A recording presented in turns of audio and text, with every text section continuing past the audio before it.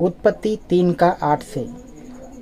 तब यहोवा परमेश्वर जो दिन के ठंडे समय वाटिका में फिरता था, यहोवा का शब्द उनको सुनाई दिया। तब आदम और उसकी पत्नी वाटिका के वृक्षों के बीच यहोवा परमेश्वर से छिप गए।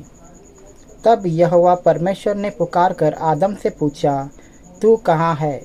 उसने कहा, मैं तेरा शब्द बारी में सुनकर डर गया, क्योंकि मैं नंगा था, इसलिए छिप गया। देखिए यहाँ पर परमेश्वर का वचन क्या कहता है। यहाँ पर परमेश्वर का वचन इस तरह से यहाँ पर कहता है कि जब आदम और हवा ने परमेश्वर के विरोध में पाप किया, परमेश्वर के विरोध में गुनाह किया। गुनाह मतलब ऐसे कि जो परमेश्वर ने कहा था कि इन फलों को मत खाना, उन्होंने उन फल को खाया और परमेश्वर के विरोध में उन्होंने गुनाह किया। और पाप का मतलब यह है कि हम जब परमेश्वर के विरोध में, मतलब परमेश्वर की कही हुई बात को छोड़कर हम कोई भी बात करते हैं या परमेश्वर की आज्ञा को हम नहीं मानते हैं, तो उसे पाप गिना जाता है। तो जैसे ही जो परमेश्वर ने कहा था उन बातों को उन्होंने नहीं माना।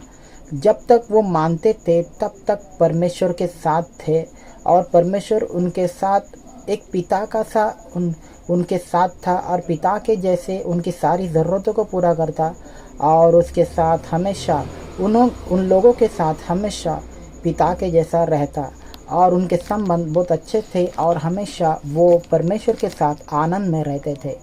लेकिन एक दिन ऐसा हुआ कि उन्होंने परमेश्वर की कही हुई बात को उन्होंने टाल दिया। तो जैसे ही उन्होंने परमेश्वर की कही हुई बात को टाला, वैसे ही उनके अंदर भय समा गया और जैसे परमेश्वर उनसे मिलने के लिए आया, तो वो झाड़ी के पास जाके या झाड़ के पास जाके वो लोग छुप गए। तो यहाँ पर हम क्या देखते हैं, जैसे ही मतलब मनुष्य परमेश्वर के विरोध में गुनाह को करता है, पाप को करता है, तो उसके अंदर भय समा जाता है। जब तक वो परमेश्वर के साथ था तब तक उसके अंदर भय नहीं